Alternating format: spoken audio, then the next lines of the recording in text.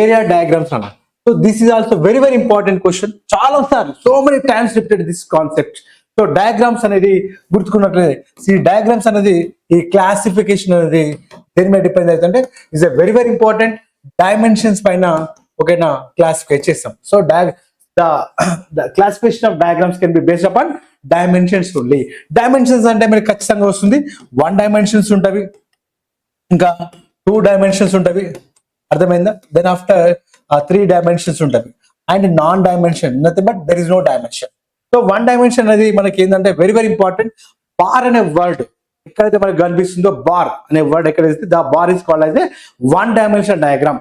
అది simple bar అంటావా, multiple bar అంటావా, ఈజీగా సబ్ డివైడ్ బార్ అంటావా, నువ్వు ఏ బార్ అని తీసుకో, బార్ అనే వర్డ్ మీకు కనిపిస్తే that is example of 1 dimension that is called as A length అని చెప్పొచ్చు.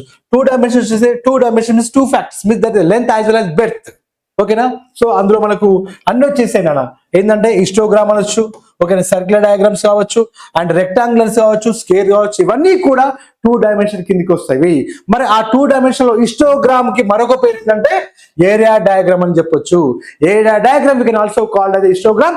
This is one of the most important ఇది 2 dimension డయాగ్రామ్ అని చెప్పొచ్చు.